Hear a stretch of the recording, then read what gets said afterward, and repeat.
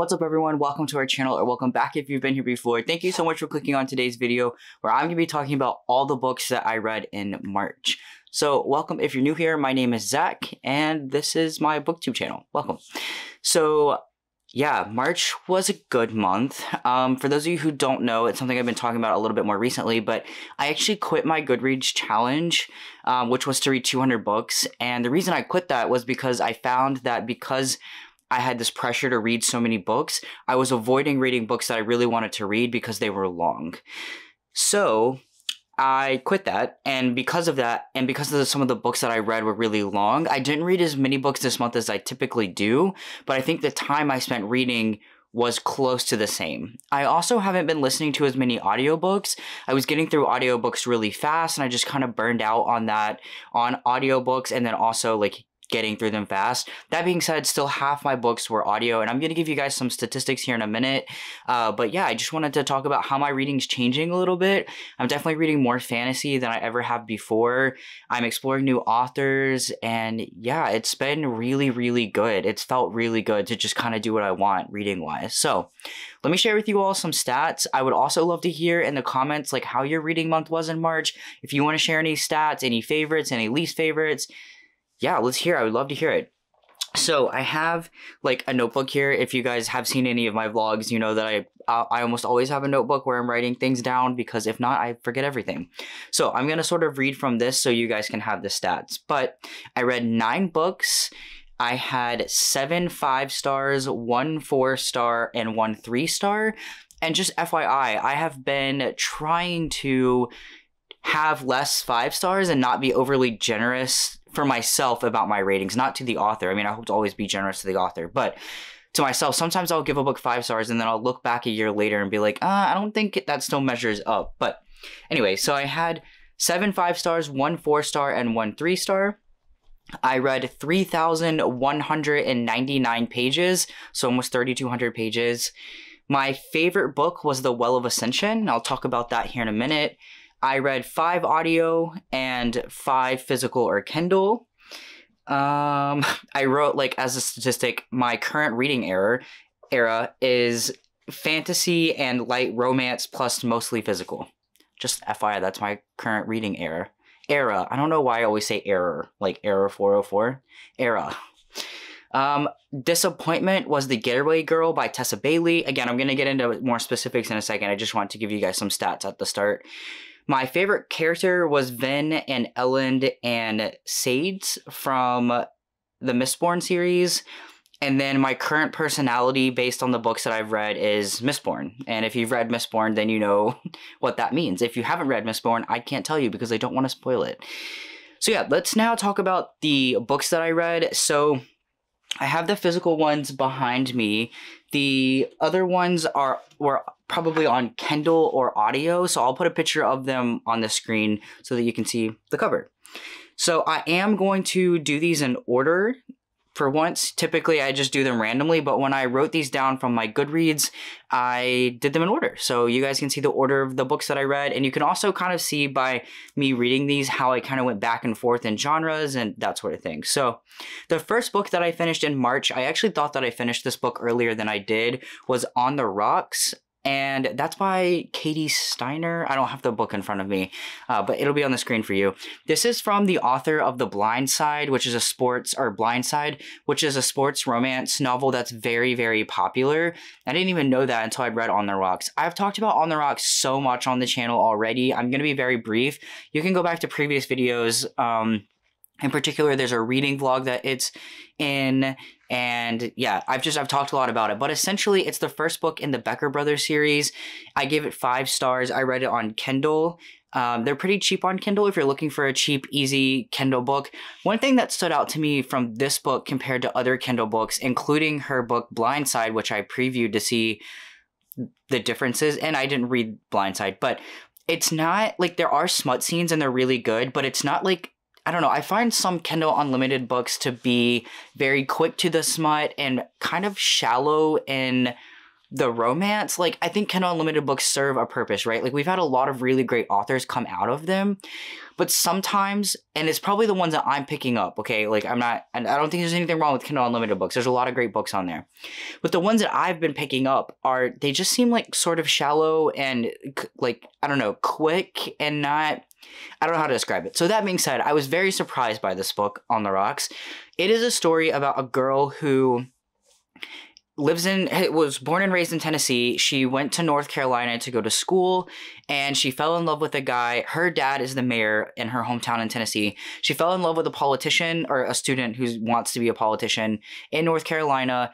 They get engaged, and they're back home in her hometown of Tennessee planning the wedding. And she goes to a distillery that's owned by the Becker brothers, and she wants to get a really expensive, like a $15,000 thing of alcohol or whiskey for her fiance. And when she goes, she meets one of the Becker brothers, Noah. I think it's Noah. I've read 3 of them at this point. Yeah, she meets Noah, and they sort of like become friends and start talking about things in life, and she talks about how unhappy she is, etc., etc., etc. But there's a lot of like family and social pressure on her to marry this guy, and I felt like it was done so well. Like, Noah is very respectful, and like I think the story is very believable. And so yeah, I really enjoyed it. That's all I'm gonna say about that, because I've already talked about it so much on the channel already. Yeah, 5 stars. I loved it. The next book I read was Dial A for Aunties, which I listened to on audio from my library. I decided to listen to this because I loved the author's most recent book, Vera Wong's Unsolicited Advice for Murderers, and so I wanted to see what Dial A for Aunties was like. I gave it 4 stars. It's a cozy mystery, cozy-ist mystery. You know, with the cozy mysteries that are coming out now, I haven't read the ones before, but the amount of booktube that I consume and people who have been talking about it, and then the ones that I've read recently, it seems to track that they're more ludicrous now than ever. And so if you go into one of these books, you just kind of have to suspend a lot of disbelief and want to have a good time. The premise behind this book essentially is that a girl is part of a wedding business with her family, and they are helping plan a wedding or do a wedding, and they set her up on a date with a guy, and when she's on the date with the guy, she accidentally kills him. And you'll see, she doesn't like literally kill him, but I don't want to spoil anything else about the story. That's on the back of the book, so that's not a spoiler. But then she ends up with this dead body and this wedding to plan, and that led to some really hilarious moments. I don't know if I'll continue the series. I've heard that the second one is not very good, but I did really like the characters. There's a second chance romance. There's some romance in it as well, which I didn't expect to be such a part of the story. And as someone who is an avid romance reader, I really liked that aspect of the story. So yeah, I gave it 4 stars. The audio is very good. I highly recommend Vera Wong's Unsolicited Advice for Murderers. It was a lot better in terms of the characters and the like jokes, and I don't know, I liked it better, but I did enjoy Dial A for Aunties. Gave it 4 stars. The next book that I read, I actually have a physical copy of this one. We read this in my Discord server. We do monthly reads every month. April is Wayward by Amelia Hart.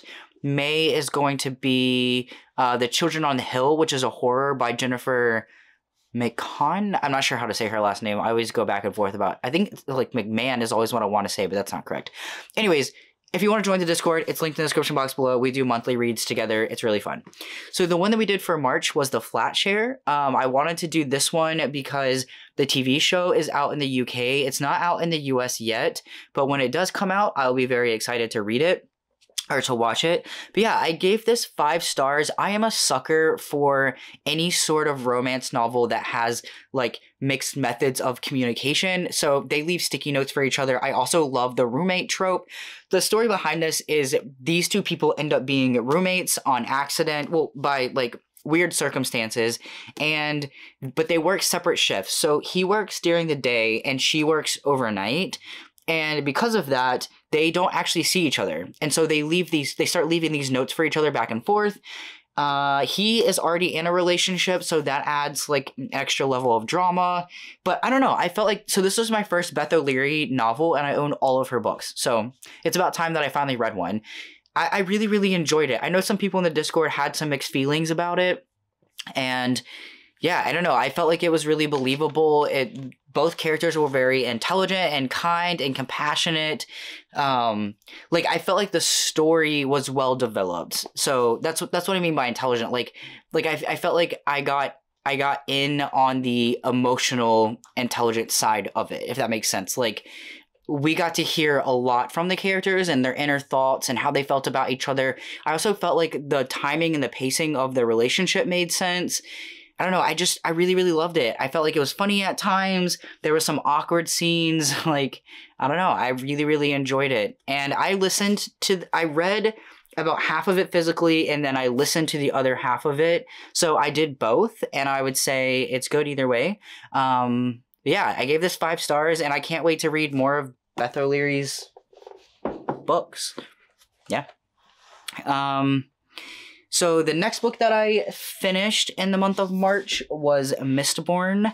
I'm going to go ahead and skip to the second to last book that I finished in March, which was The Well of Ascension, because I can't say much about The Well of Ascension. So I read both of these in March. Oh, I guess I should put Mistborn on top of... Yeah, okay, here we go.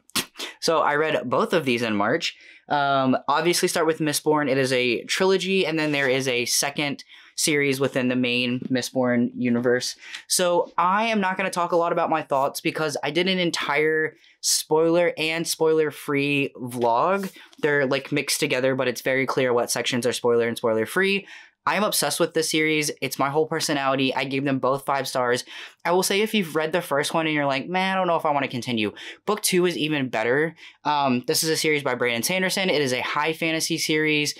I took notes during it, which really helped me not only understand what was going on, because it wasn't like so hard to understand what was going on. It was more of like there's a lot of moving parts and it helped me engage in the story. But yeah, I did an entire reading vlog on these. So there are spoiler and spoiler-free sections. I am currently reading book 3, and that vlog will not have a spoiler-free section because by the time I've gotten this far in the series, it's hard to talk spoiler-free, but I do plan to do like Cosmere-related videos. So if you didn't know, I'm making my way through the Cosmere. There's also a section in the Discord for that if you want to join us. Basically, coming back to booktube, I was like, I want to read books with as many people as possible. So there's a Game of Thrones read-along starting. Yeah, so if you're looking for community, join us. It's a good time.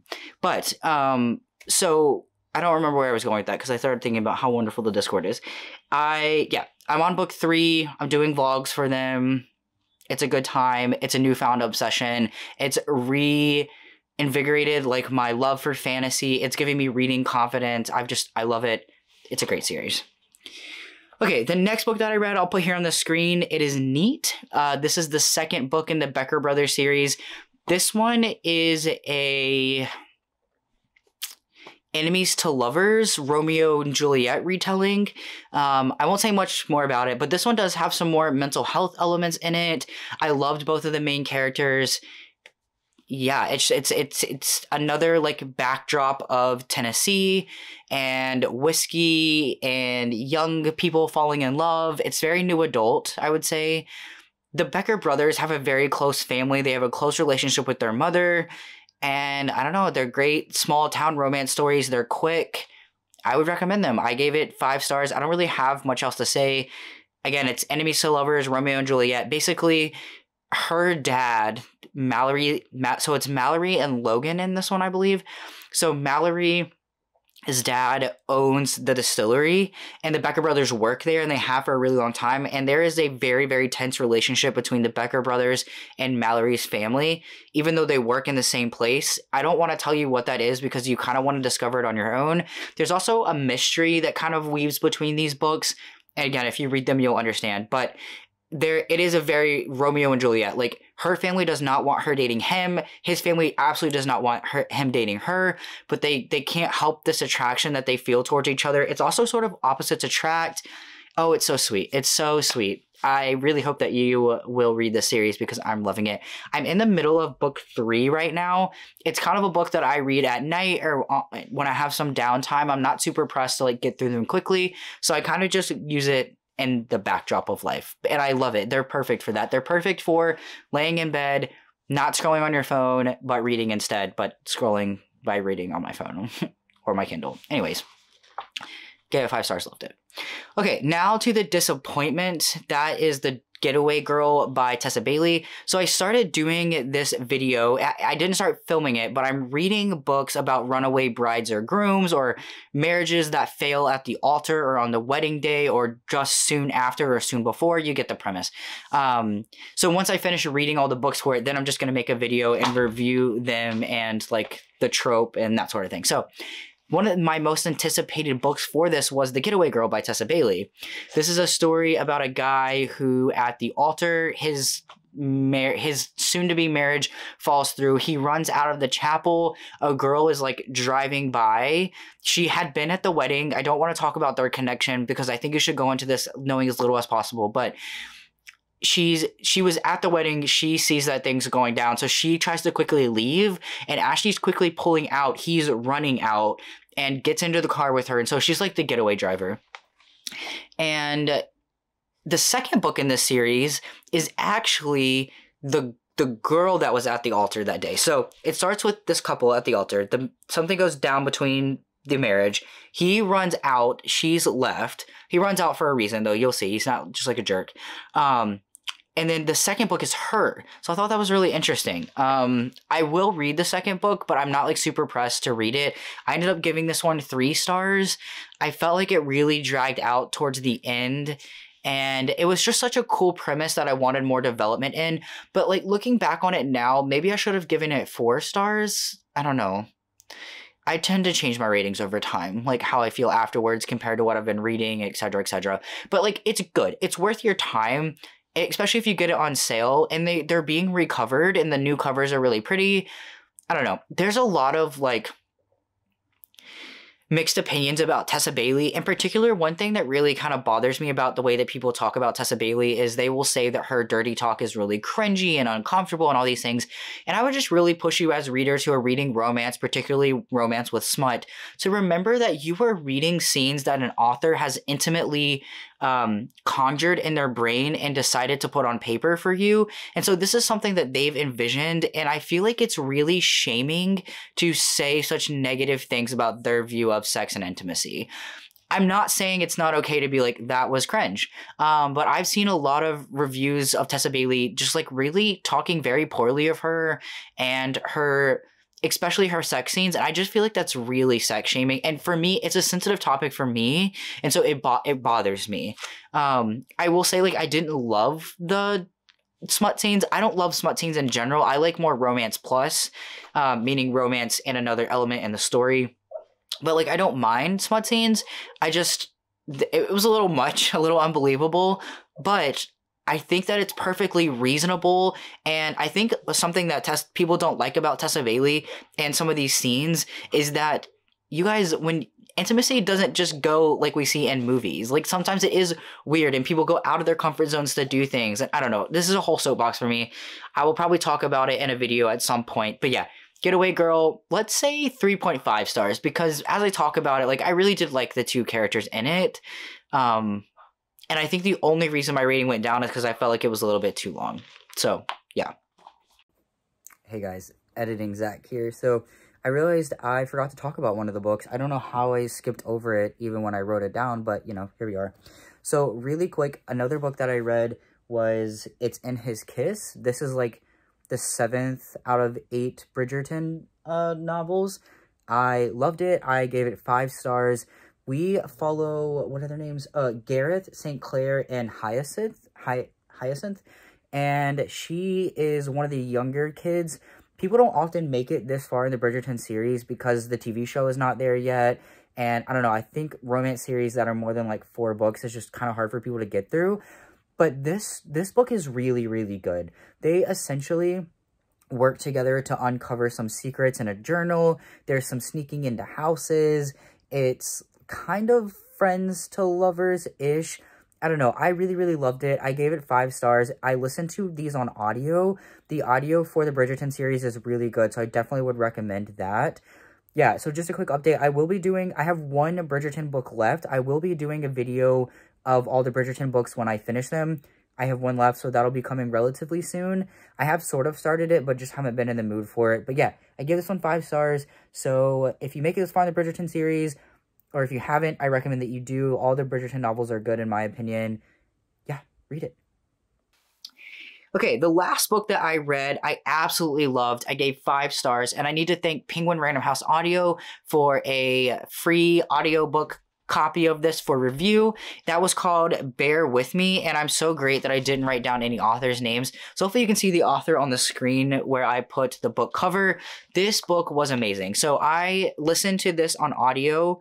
I forgot to mention The Well of Ascension and Mistborn I read physically, Neat I read on Kindle, and Getaway Girl I did on audio. Yeah. So Bear With Me I did on audio because I got it for free from Penguin Random House, so thank you very much. Bear With Me is such a wonderful story. It is about a brother and sister relationship. It's about recovery and addiction and grief and loss and parentification, meaning one child has to be the parent in a family, and all the things that come after that. It's about going for something and like having a dream and it not working out. It is dual POV. It's so good, guys. Like, it's funny, it's heartbreaking. There's a lot of commentary about mental health and mental health medications. I would say if you're sensitive to addiction, I'm very sensitive to addiction and addiction treatment. I thought it was done really well, but just be aware of that. I would definitely search up trigger warnings for this because it is very heavy in the mental health side of things. But basically, we have a girl named Darcy who works at this addiction and recovery retreat, and people go there to get sober, and it's very new age, like a lot of meditation and smoothies and that sort of approach to it.